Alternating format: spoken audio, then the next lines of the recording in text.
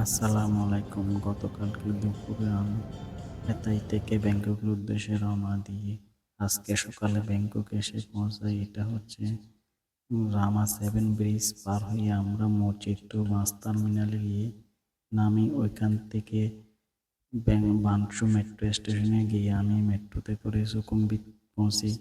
সুকুম্বিতে হচ্ছে tourist area, এখানে সকল হোটেল অবস্থিত। ব্যাংকক শহর আর ব্যাংককের কালচার এবং বিভিন্ন বিষয় জানার জন্য আমার সঙ্গে থাকুন।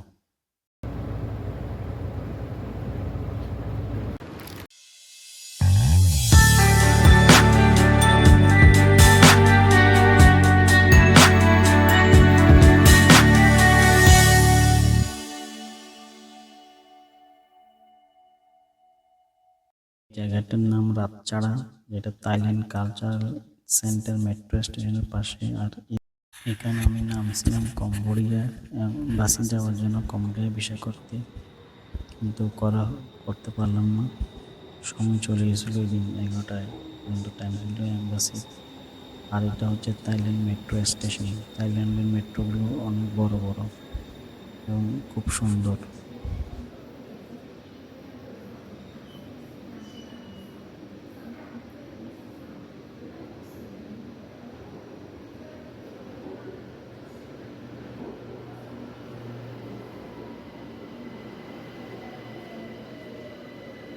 এটা হচ্ছে পারানাকন রাজাবাগ ইউনিভার্সিটি।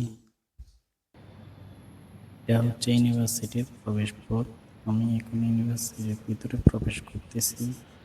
তাদের ইউনিভার্সিটির প্রবেশ পথ থেকে তারা বিভিন্ন রকম গাছ এবং বিভিন্ন রকম ফুল দিয়ে সুন্দর করে সাজিয়েছে। এরিয়াটা অনেক সাজানো গোছানো এবং পরিষ্কার পরিচ্ছন্ন পরিপাটি।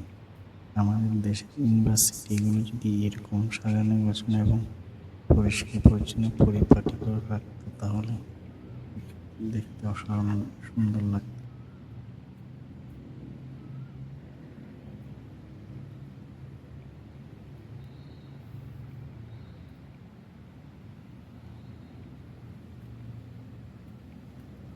রাতাপাড়া সাসানা বাকিতে বিল্ডিং, সরকারি একটি বিল্ডিং। এখানে সরকারের বিভিন্ন অফিস রয়েছে থাইল্যান্ড গভর্নমেন্টের। আর আমি আসছিলাম রিএন্ট্রি পারমিটের জন্য, কিন্তু টাইম শেষ হয়ে যায়। এটা হচ্ছে রোবোটিক ক্লিনার। রাতের থাইল্যান্ড শহর, এখানে রাস্তায় গাড়িগুলোর লাইন মেনটেন করে সুশৃঙ্খলভাবে চলে। আর আমি মেট্রো থেকে এখন ডনমিং ইন্টারন্যাশনাল এয়ারপোর্টে আসছি। এটা হচ্ছে ব্যাংককের দ্বিতীয় এয়ারপোর্ট, ইন্টারন্যাশনাল এয়ারপোর্ট। এখানে প্রতিদিন অনেক বিমান আসা যাওয়া করে। বেশিরভাগই বিমান থাই এয়ারওয়েজেরই পরিচালিত হয় এই এয়ারপোর্ট থেকে। রাতের ব্যাংকক শহর দেখতে সত্যি অসাধারণ। এটা আমার রুম। আমি যে হোটেলে উঠেছি, হোটেলটা মিডিয়াম প্রাইসের মধ্যে খুব ভালো মানের একটা হোটেল।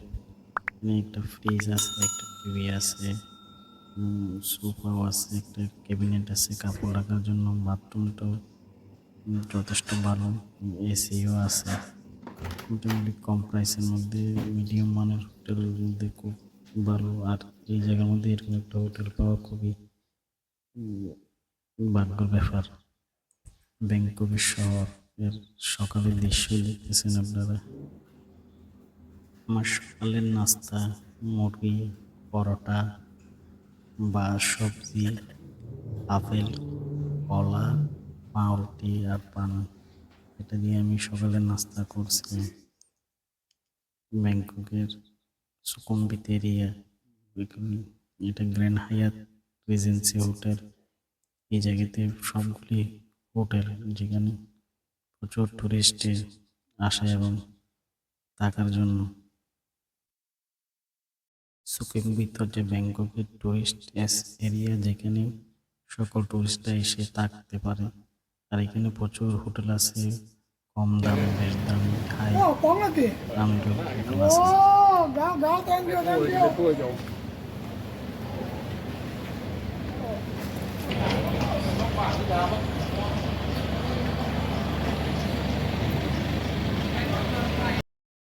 বিভিন্ন ডিজাইনের টাওয়ারগুলি দেখতেছেন, এগুলি সবগুলি হচ্ছে হোটেল। এটি সবগুলো সুকুম্বিত এরিয়াতে অবস্থিত।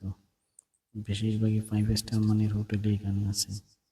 আর আমি সুকুম্বিত এরিয়ায় রাস্তায় হেঁটে হেঁটে শহরটাকে ঘুরে ঘুরে দেখতেছি।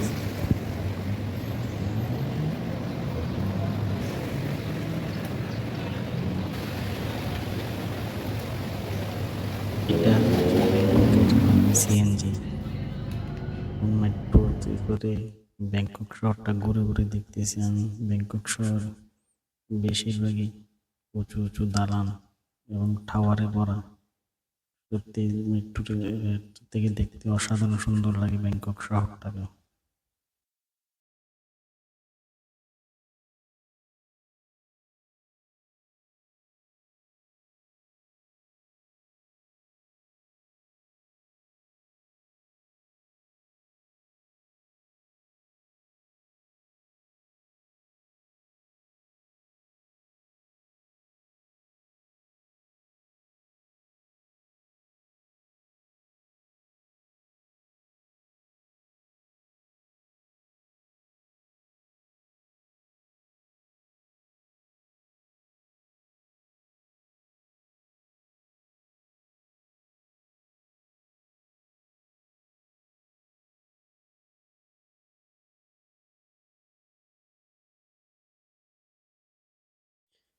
আমি এখন সুকুমবির থেকে সুবর্ণভূমি এয়ারপোর্ট যাচ্ছি মেট্রোতে করে। আর ব্যাংকক শহরটা মেট্রো থেকে ঘুরে ঘুরে দেখতেছি।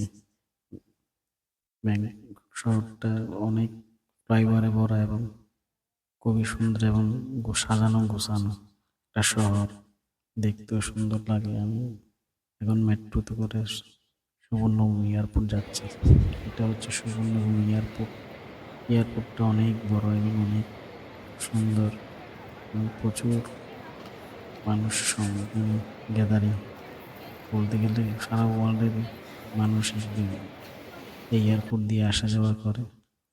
এটা হচ্ছে আমার রাতের খাবার। একটা ইন্ডিয়ান হোটেলে আমি খেতে আসছিলাম। 2টা বাটার পরোটা আর 2টা লেগ পিস মুরগি, প্রায় বাংলাদেশি থেকে 2200 টাকার মতো পড়ে। এখানে বেশিরভাগ বাড়িঘর এভাবে তৈরি করা হয়। আর বিশেষ করে রাজাদের বাড়িঘর বেশিরভাগ এরকমভাবে তৈরি করা হয়। ব্যাংকক শহরটা পুরোটাই বড় বড় উঁচু উঁচু টাওয়ারে ভরা। খুবই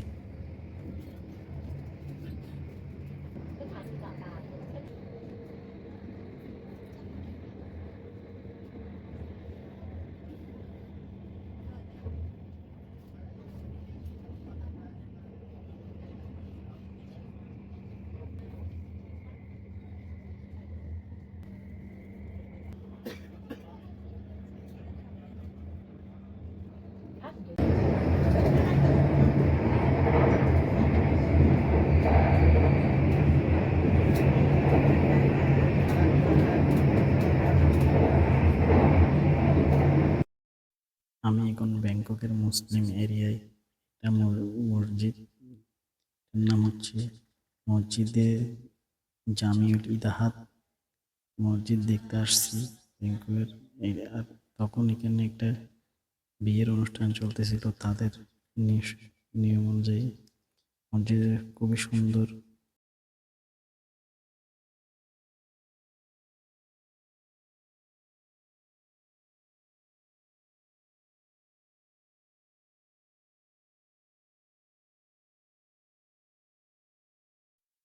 এটা হচ্ছে মসজিদের ভিতরের অংশ, দোতলার মধ্যে।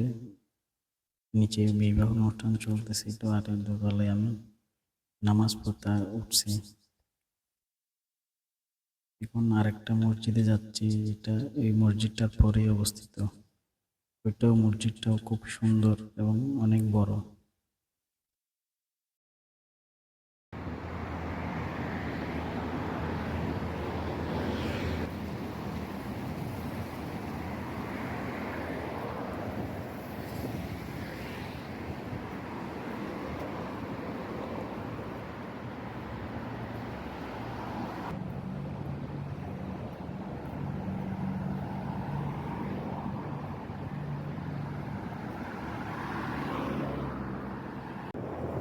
এই মসজিদটাতে আমি আসতেছিলাম। এটা হচ্ছে আর দ্বিতীয় আরেকটা মসজিদ, যেটা আগে মসজিদটার পরে অবস্থিত। মসজিদটা খুবই সুন্দর, ভিতরের আর্কিটেকচারাল ডিজাইনটাও খুব সুন্দর এবং অনেক বড়। হয়তো কোন বাইরের অংশ দেখে দেখছেন আপনারা, এটা হচ্ছে মসজিদটার ভিতরের অংশ। ভিতরে তারা মসজিদটাকে কাঠ এবং মার্বেল পাথর দিয়ে খুব সুন্দর করে ডিজাইন করে নির্মাণ করছে। এটা হচ্ছে গম্বুজ, যেটা বাহির দূর থেকে দেখে গেছে। গম্বুজের মধ্যে জাবাতি আর এভাবে আরবি অক্ষর দিয়ে তারা মসজিদের ওয়ালটাকে সুন্দর করে সাজিয়েছে।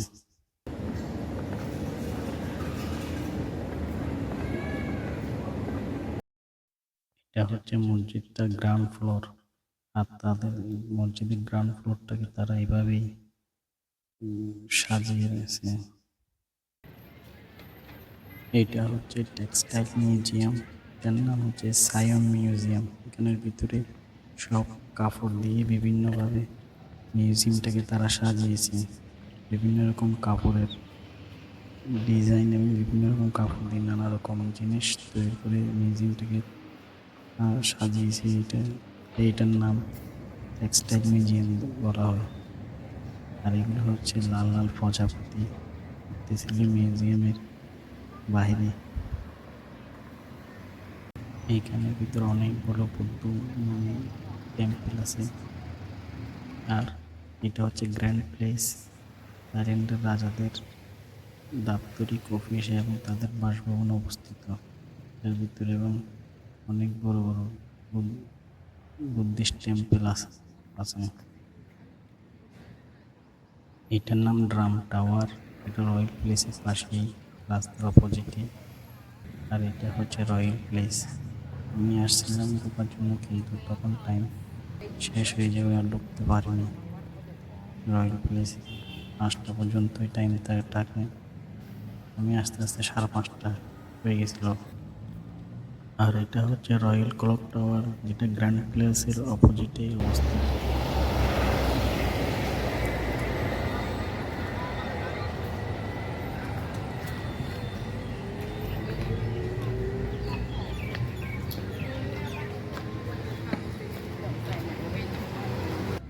এটা হচ্ছে গ্র্যান্ড প্লেসের প্রবেশের গেট। এটা দিয়ে গ্র্যান্ড প্লেসে প্রবেশ করতে হয়। আমি যখন গেছিলাম তখন ঢোকার সময় শেষ হয়ে গেছিল। ঢোকার সময় থেকে 3:30 পর্যন্ত, কিন্তু যাওয়াতে দেরি হয়ে গেছে। আর এখানে থাইল্যান্ডের সব জায়গায় তাদের রাজাদের ছবি এভাবেই রাস্তার মধ্যে সাজিয়ে রাখা হয়। তারা এদেরকে খুব মান্য করে। এটা হচ্ছে টেরিটোরিয়াল ডিফেন্স কমান্ডো গ্রুপ, তাদের সেনাবাহিনী, যেটা গ্র্যান্ড প্লেসের অপোজিটে অবস্থিত। আর গ্র্যান্ড প্লেস এরিয়াটা অনেক বড় একটা জায়গা নিয়ে অবস্থিত।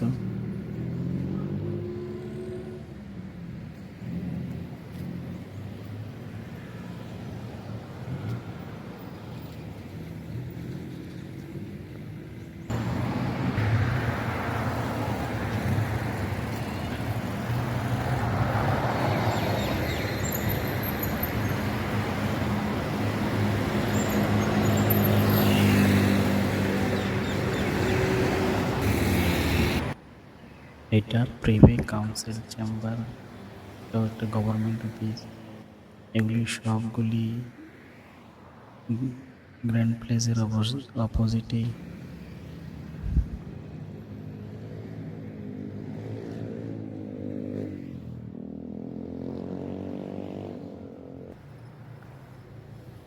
এটা হচ্ছে কিং রামা, তাদের রাজা সপ্তম রাজা স্ট্যাচু। আর এটার পিছনে আছে সারারম প্লেস, এটাও আপনার গ্র্যান্ড প্লেসের পাশেই অবস্থিত। এই পাশে গ্র্যান্ড প্লেস, এই পাশে তাদের সপ্তম রাজা কিং রামার স্ট্যাচু এবং সারারম প্লেস। এটা হচ্ছে গ্র্যান্ড প্লেস এরিয়া। ভিতরে বেশ কয়েকটা বুদ্ধিস্ট মন্দির এবং রাজার অফিস এবং তাদের বাসভবন। আর এটা হচ্ছে ডিফেন্স মিনিস্ট্রি ভবন, প্রতিরক্ষা মন্ত্রণালয়, তাদের সরকারি সকল অফিসেই খুব সুন্দর করে নির্মাণ এবং খুব সুন্দর করে সাজানো এবং গোছানো। আর তাদের সকল সরকারি বাসভবনের সামনে তাদের রাজাদের ছবি এভাবে তারা নির্মাণ করে রাখে এবং তাদেরকে খুব সম্মান করে।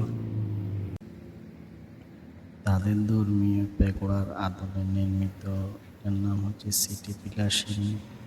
এইটা গ্র্যান্ড প্লেসের অপোজিটে অবস্থিত।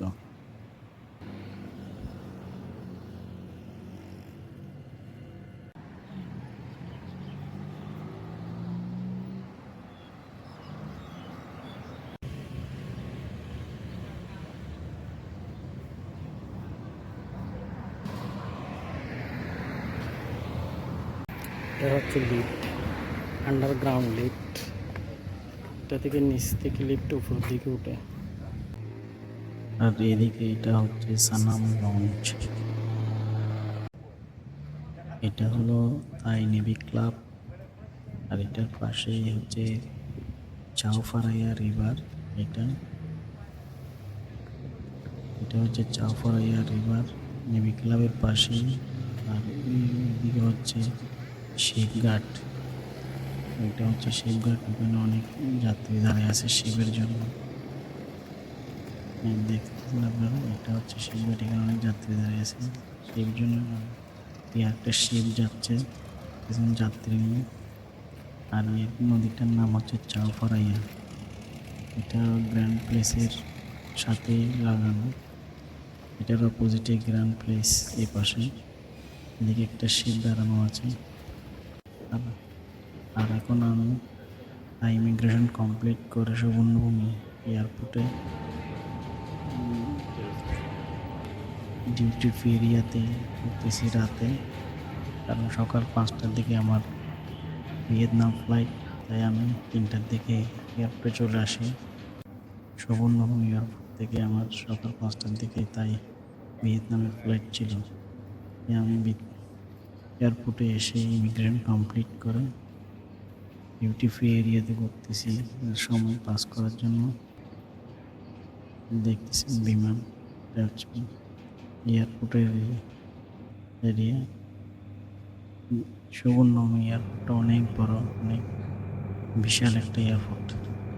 লায়ন এয়ারের একটা ফ্লাইট দাঁড়িয়ে আছে। আর একটা ফ্লাইট ফ্লাইংয়ের জন্য রান হতে গেছে। এটা হচ্ছে ফ্লাইটের বোর্ডিং এরিয়া। সকাল 5টার দিকে এটা ভোরের দৃশ্য। একটা ফ্লাইট ফ্লাইংয়ের জন্য রানওয়েতে যাচ্ছে। আরেকটা ফ্লাইট রানওয়ে থেকে ফ্লাই করতেছে। এভাবে একটার পর একটা প্রতি মিনিটে ফ্লাইট এখান থেকে ফ্লাই করে। প্রায় ঘন্টার মধ্যে 10-12টা ফ্লাইট একসাথে ফ্লাই করে এই এয়ারপোর্ট থেকে। আর আমার এই ভিডিওটা যদি আপনাদের ভালো লাগে তাহলে একটা লাইক এবং একটা শেয়ার এবং সাবস্ক্রাইব করে দিবেন। আর আপনাদের কোনো কিছু জানার থাকলে আমাকে কমেন্ট করে জানাবেন। আসসালামু আলাইকুম।